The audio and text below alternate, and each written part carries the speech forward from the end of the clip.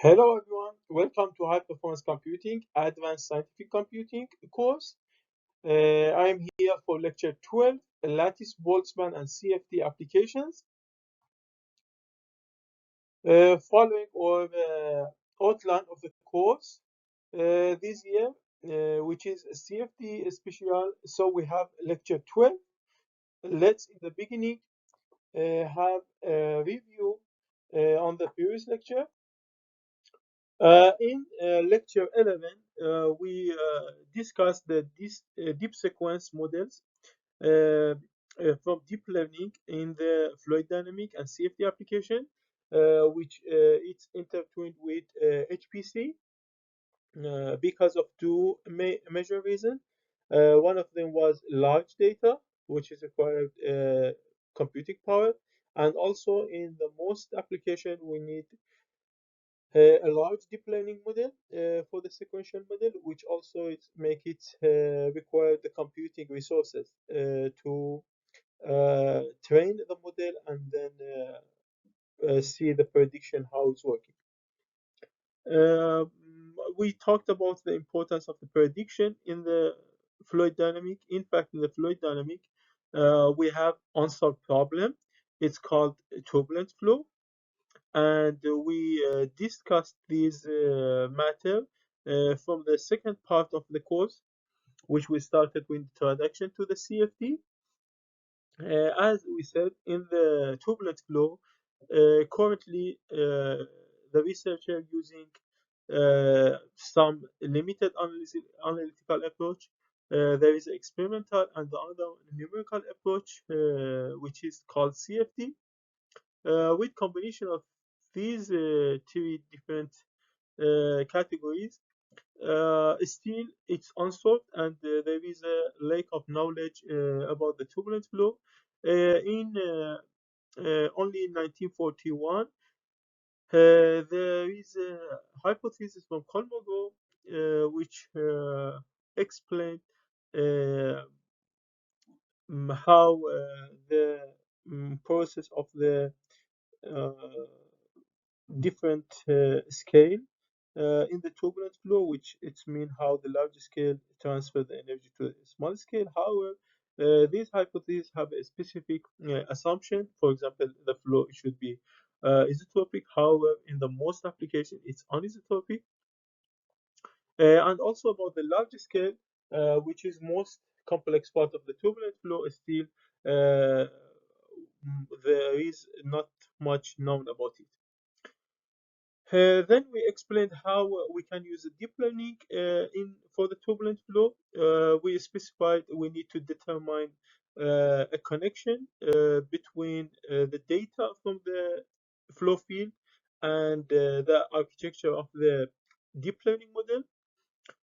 We explained how we have Lagrangian framework in the turbulent flow, which is following a particle in the flow field. There is a correlation between the flow properties like velocity with the displacement and the time.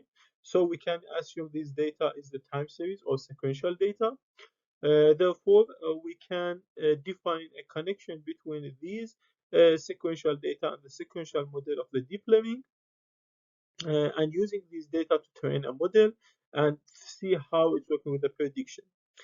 Also, we emphasize on the statistics approach, which is in the turbulent flow applicable, and it's addressed very well in the literature, which is mean we can work with different realization of the turbulent flow to use this statistic data and study the turbulent flow. Additionally, we mentioned that in the turbulent flow, we cannot have similar visualization for experiment when it's done with similar setup because of the sensitivity of the turbulent flow, especially in the high Reynolds number when it has a high turbulence intensity. And additionally, regarding the deep sequence model, we said that we need the data to train this data-driven model. In the fluid dynamic and the turbulent flow, the most reliable approach to get the to use the data, which involve all the information of the turbulent flow from the experiment and 3D simulation from the DNS. We mentioned that the DNS is one of the expensive approaches from the numerical approach. There is a challenge that how we can get a large data, we can have a data to use the deep sequence models to study the turbulent flow. I should mention that in this lecture we presented some of the most recent research in this area, which they are novel and currently uh, known in the community of the turbulent flow from our research group, and still in our research group we are working on such model to develop this application. Now let's move on to continue on the lecture 12. In the lecture 12, we will look at the Lattice Boltzmann equation. We will see what the concept of this application and how we are using this equation for the modeling in the fluid dynamic. What its application on the turbulent flow and what it's relevant to the HPC. We will see that Lattice Boltzmann has a great capability to work with parallel computing. This is one of the reasons that Lattice Boltzmann application developing fast in this day because with parallel computing it could be used in the turbulent flow as an alternative approach to the traditional CFD method that we were talking about it. Now let's look at the method that could be used in the fluid dynamic. The CFD was from the numerical approach, and we said the numerical approach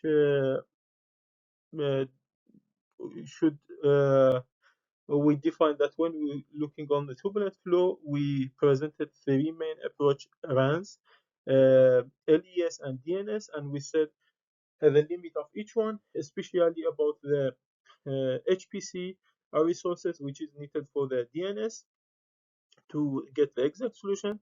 However, we should mention that there are some limits still available.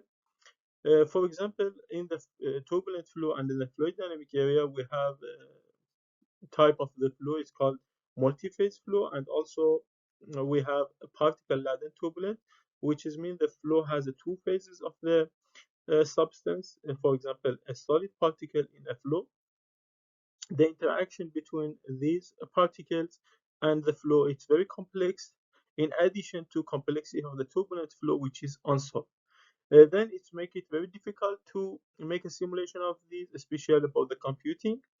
And we have effect of the gravity on the particle when we are doing the multi-phase flow or particle laden flow. Using and adding the effect of the gravity to the solution, it make more complexity to the problem, and also solving this term of the gravity in the equation, adding more computing resources required. Because of this reason, in some application we have limit still from the CFD application, and as we said, uh, for the CFD we need to able to define the boundary condition and initial condition for the problem, and in some problem still we are not able to do that. We talked about the boundary condition, for example, we talked about periodic boundary condition and non-periodic boundary condition. uh, these all limit is available in the numerical, which is the most applicable one.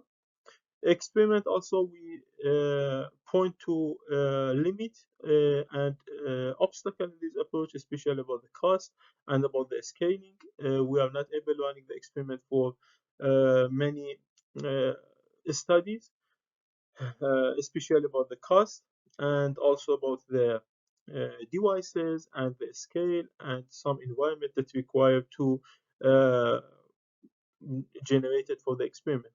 And the analytical, of course, it's the best one and it's providing a much general solution to the equation. However, it's only available to very limited number of the cases in the turbulent flow. With this limit, always there is a search to find alternative or more solution for this kind of the limit. As we mentioned in the previous lecture, for example, in the recent year, the machine learning and deep learning came to the game, and they also providing some possibility to be used in the fluid dynamic and turbulent flow, and will be hopefully helping to uh, get gaining more understanding of this complex phenomenon. Uh, and additionally, we have the Boltzmann method, which we'll discuss is in this lecture. It's the additional method, and usually in the literature we say it's the alternative method for the traditional CFD. And it's working in some cases that we cannot use the CFD. Additionally, because it's working with a specific method, and we will explain it in the next slide of this lecture, it's great to use in the parallel and working very well with HPC. To start about the Lattice Boltzmann method, let's have an introduction and a very short explanation about the scale scope that is relevant to this approach. There are three scale scope. It's used in the definition of the method to dealing with the problem, especially in the partial differential equation. We have macroscopic, which is based of the continuous domain. In fact, when we have a substance, for example, in the flow, fluid flow, we are looking at it and the continuous condition. The second one, it's the microscopic, which is non-continuous and based of the particle, which is mean when we study the domain of the problem, in at each particle we are looking at that particle. Between these two different scale, we can assume how much difference computing is required. For example, when we are looking at the temperature in the domain of the problem in the microscopic, of course, with the CFD we can make a discretization of the domain based of the some condition which we defined in the lecture 8, and what size of the spatial domain and what size of the time step. Then we can solve and get some information. But in the microscopic method, we will look at each particle of that domain, each particle, or we can say each point. This makes it much more computation it's required. And here one of the issue between these different approach. The third scale, it's the mesoscopic. It's based of the statistical particle. In the simpler word, we can say it's based off the group of the particle. We look on the group of the particle and study the probability status of these particles. In this specific state of the scale, we can have a different computation and also different view to study domain of a problem, which here is fluid flow. So this is a different scale that it could be used in the studies of the fluid, and let's see how we can reach to uh, Lattice Boltzmann method and how it's working. Therefore, when we are talking about the macroscopic scope, as we mentioned, in the microscopic scope, we are studying an element or volume of the flow in the partial differential equation. So the discretization of mesh generation, it's uh, making this scope possible to study. Regarding the continuity, in fact, the molecule mean free path, it's very smallest than smallest flow length scale. And there is a number which is used. We call it Nusselt number. It has a range. When the flow it's meet these requirement of the Nusselt range, we can use the Navier-Stokes equation. However, solving the Navier-Stokes equation or PDEs, it's costly in the CFD. Additionally, the discretization it could be led to error in the solution. And also the mesh generation in this type of the study, it's high costly, and usually when we are generating a mesh for such complex problem in the CFD, 50% of the computation maybe is going to the mesh generation.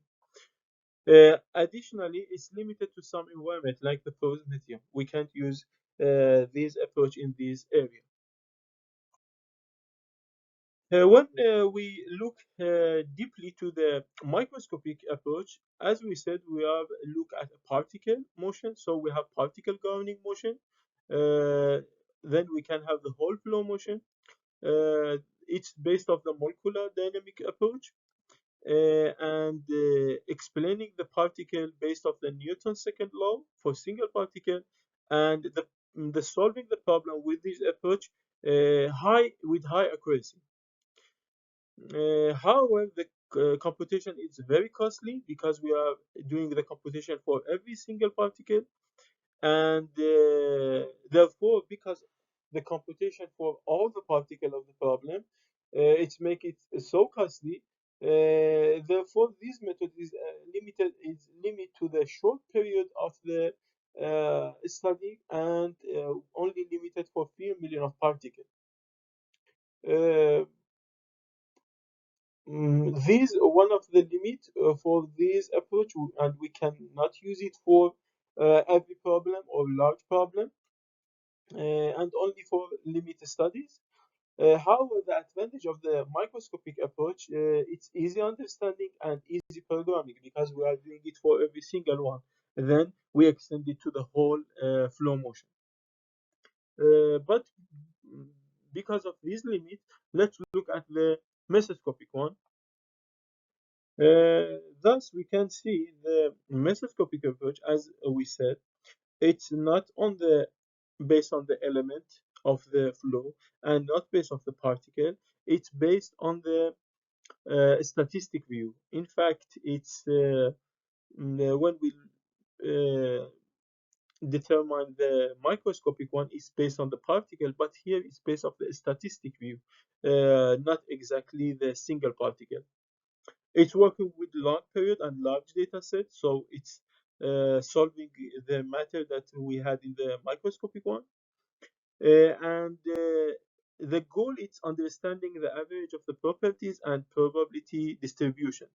This led to probability particle distribution function, and this is the base concept for the Lattice Boltzmann method and how it's working for the flow field and flow motion.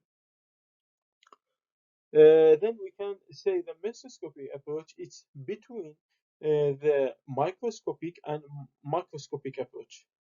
It's not based on the particle and not based on the element or volume of the flow. It's basically look at the data statistically. So it's make it could be used for a much broad area, and also resolving some limit that is available into other scopes that we discussed. Based on the literature, we can say the Lattice Boltzmann method. It's something that relevant to the earlier model of the lattice Gauss automata. It's called LGA. In the LGA, the purpose is to simulate the behavior and interaction of many single particles in a gas. In this way, the idea is to model the gas as a spare particle. They are moving along a regular grid. with discrete set of possible velocities. We call them Ci.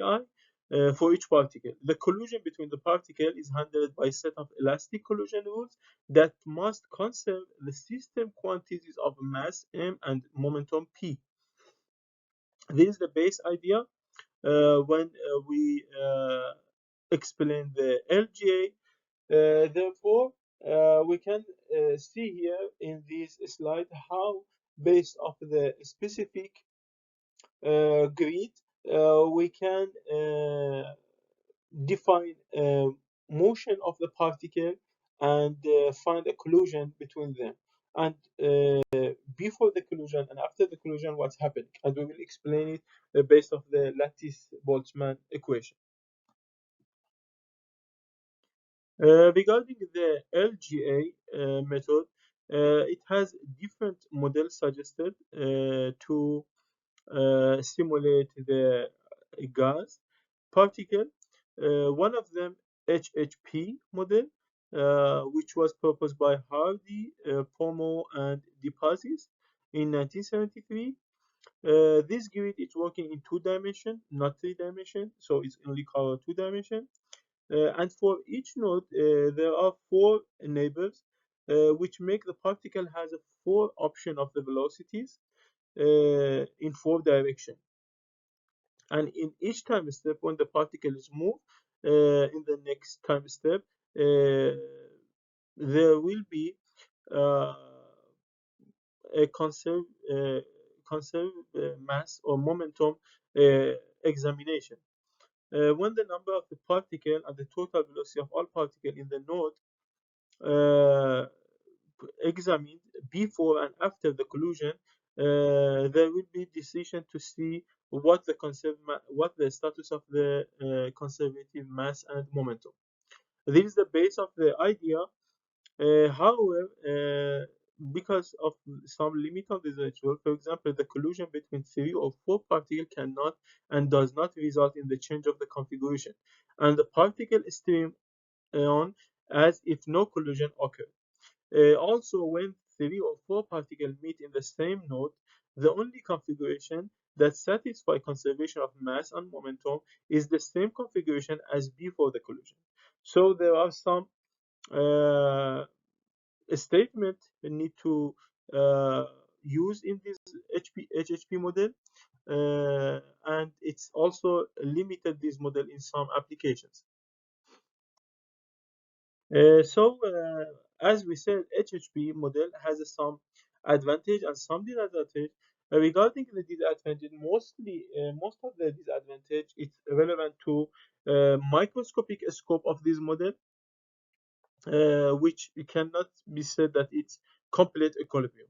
The system has a complete equilibrium, and additionally, the HHP model usually face the anisotropic condition, which is one of the most important disadvantage that it's available, and the weakness of this model.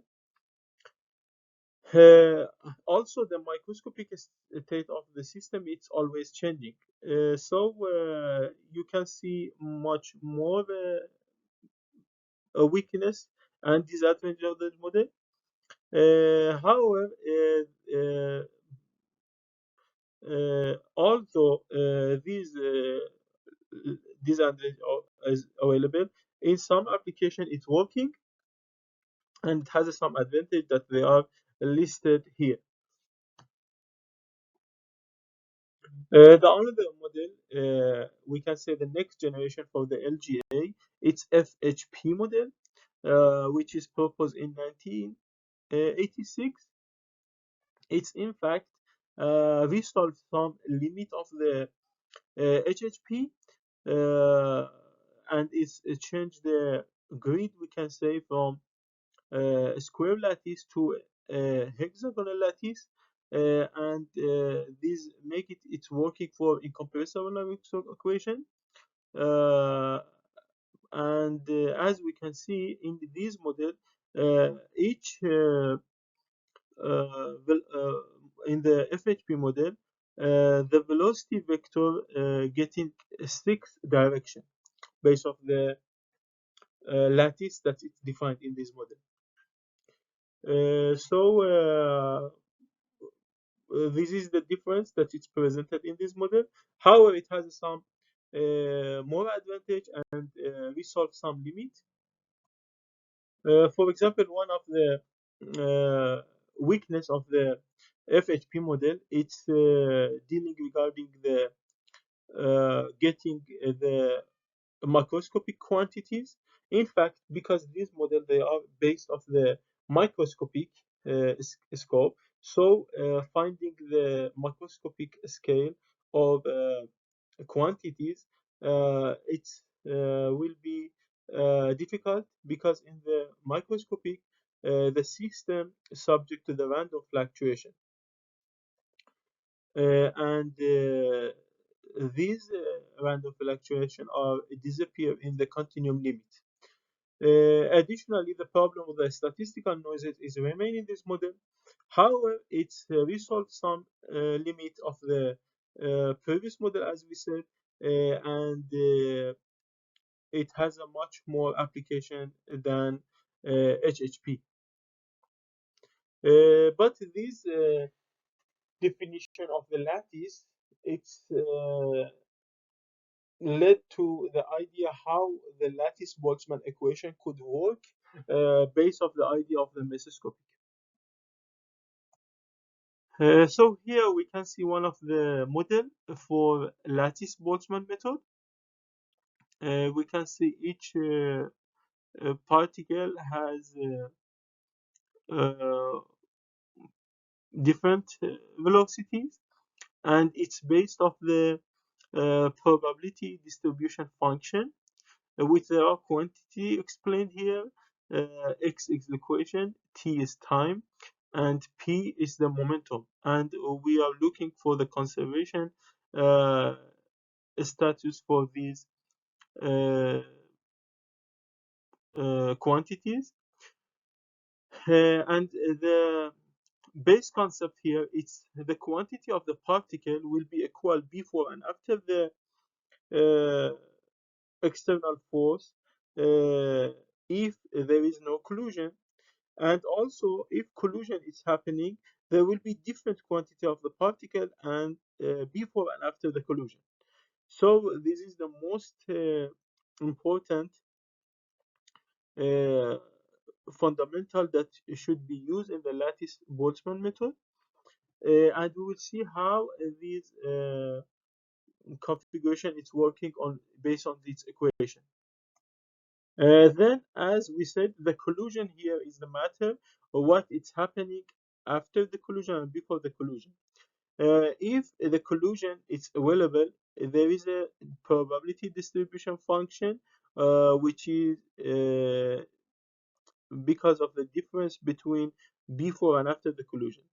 But when there is no collision, both function are before and after they are the same. So the difference between this condition will define a function or equation which led to lattice Boltzmann equation.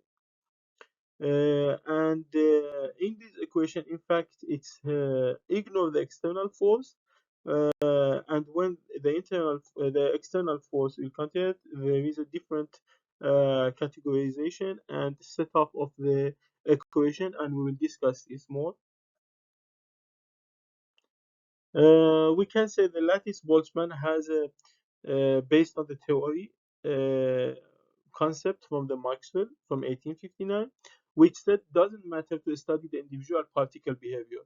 If we are able to study the probability of the particle, then that is the matter, and it's helping us to understand the situation. That's why it's used the probability distribution function that need to define.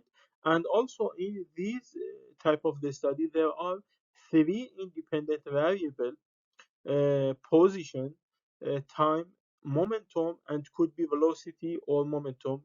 They could be changed. Since the position and the momentum, they have three components in three dimension. So totally there are seven variables in such equation. And as we mentioned, there is a fundamental of the collision and streaming to get the equation. Here in this slide, we are presenting that there is a streaming, which is different condition before and after the collision, and what's happening after the collision.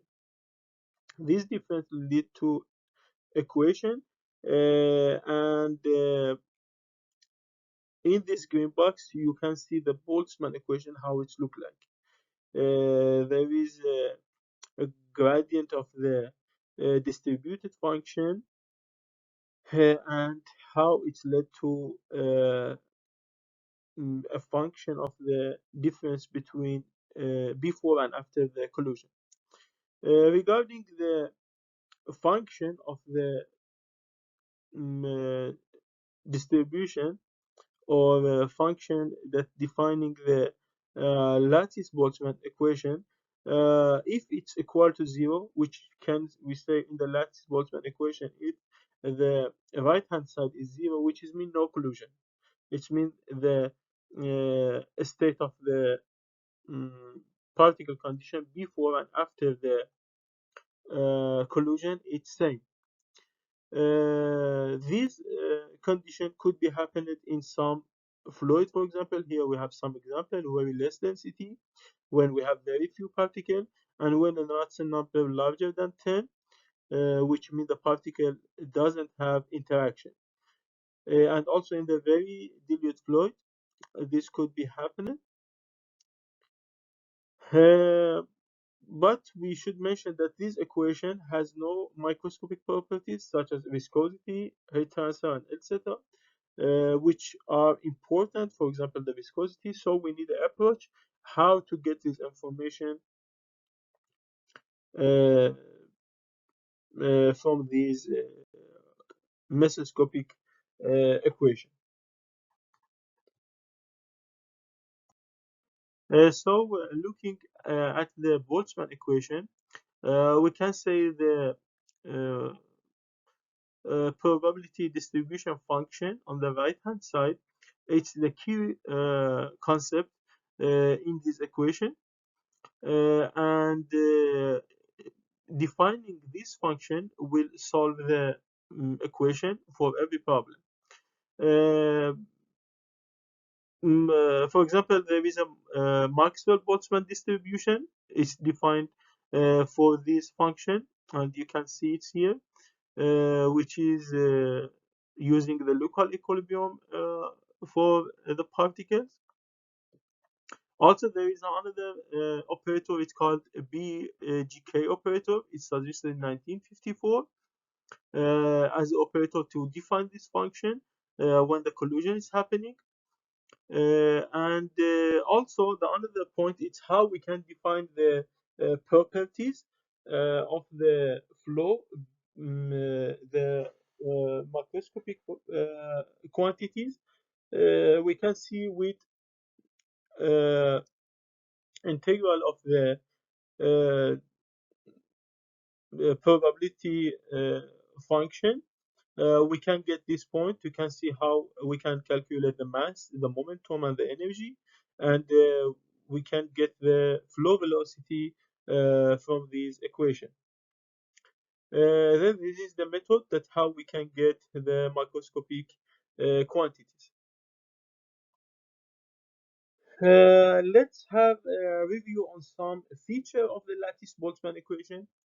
In fact, the lattice Boltzmann equation is based off the class of the particle. We can say mesoscopic. It's based off the particle, but it's looking to the probability of them. Then its definition of the mesoscopic. And as we said, it's one of the alternative method for traditional CFD for problem that we cannot solve with regular CFD. Also, it's working for complex geometries, which is great. And as we said, because this method it consists two steps of the collision and the streaming, it's working very well in the parallel computing. For some specific cases that using the CFD, the traditional CFD, dealing with some obstacles and difficulty. For example, the porous media, turbulent flow, multi-phase, and reactive flow. It's a great option and is working very well. However, in some approach, we need to use some trick. For example, when we're working with turbulent flow with high Reynolds number, as we said in this definition, the viscosity it is not defined, and the viscosity definition for turbulent flow is still it's the matter because as we discussed previously on the turbulent flow, when the flow is getting from the large scale to a small scale, there is a different behavior of the viscosity. So defining the viscosity in different scale, the large scale is a matter. So this is the some trick is required when using it for turbulent flow. However, there are some limits also can be considered for the lattice Boltzmann. For example, the modeling gas liquid multiphase flow with density uh, and stimulating a stream with high Mach number. It's challenging, and the modeling geometry with curve borders is has some difficult application. However, one of the great capability that we can study the particle in the turbulent flow, it's make it great option when we are dealing with complexity of the turbulent flow. So we can see the comparison between the Navier-Stokes and the lattice Boltzmann method, how it's working, especially when we are working with PDEs. And we can see in some level the lattice Boltzmann working much better. However, uh, it's still limited in the application, and many research ongoing for lattice Boltzmann method to develop its application in fluid dynamic area, especially in the turbulent flow. We can say, for example, in the Navier equation, in the regular CFD, there is a term, it's called CFL, that is must calculated and meet the condition to use the CFD, but in the lattice Boltzmann, it's always a 1. Regarding the pressure, when we are working for the incompressible flow, must obtain the pressure from a separate equation, but in the lattice Boltzmann, it's possible to calculate the pressure via state equation. Lattice Boltzmann and computing also here we are presenting example that how a domain of the problem it's discretized, and each discretization how we can use the lattice Boltzmann for it. For example, here of course there are different model could be used in 2-dimension. Here the D2Q9 is 2-dimensional model, it's defined. As we can see, the state of each particle each time step is dependent on neighbor particle. So this led to update of the properties it's be locally, and this reducing the computing slot and time. Thus, the lattice Boltzmann is great to use in the parallel computing, as we mentioned before.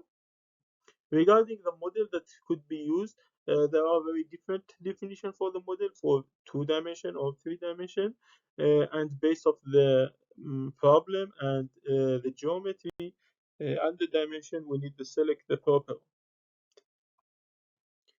As we said, selecting the right model based off the dimension of the problem is important, and also we need to look how many velocity vector should be defined. Here, for example, we can see in the example is performance evaluation of the lattice Boltzmann method for fluid simulation on the specific processor. In the right hand side, we can see for the weak scaling result, when the number of the, for example, when we say D3Q15, 3 is the dimension, so the problem is 3-dimension, and the 15 is number of the velocities. When the number of the velocity increases from 15 to 27, we can see there is no much change on the performance, and also The performance of the lower number of the velocity is somehow it's better than the higher one, so it doesn't change too much in the weak scaling. However, in the other example, in the left hand side, we can see the computing on the single node with 1 MPI processor with working, for example, with 3 dimension. And again, the number of the velocity increased from 15 to 17. And we can see when the number of the core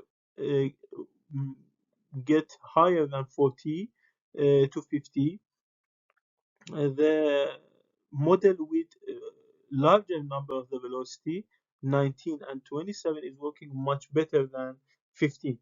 Then here there are some evaluation need to be done to see which one is working better in the performance, and additionally we can see the effect of the parallel computing for such models. Here also it's another example application of the Lattice Boltzmann for elliptical cylinder. It's falling in the closed narrow domain, and with the different effect it's investigated. There are some approximation from the literature, and this study using Lattice Boltzmann will make a comparison. And of course, for this condition, using the Lattice Boltzmann great option when we are dealing with such a specific curve of this cylinder. And this presenting the capability of Lattice Boltzmann for such study.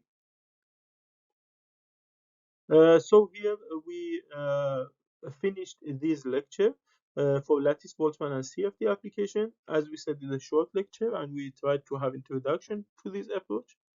Here there is a video. It's presenting the mesoscopic scale, how it look like. And I suggest you to watch this video. The link is available in the references for the lecture. And of course, the Lattice Boltzmann, it's a method. It need to be studied in more detail. Here is was short introduction. Of course, if you are interested, there are references. You can look at them and learn much more on it. Of course, it's one of the open research area. And if you are interested, you can use it for the HPC system for a specific application and see how it's working in the parallel. Thank you and good luck.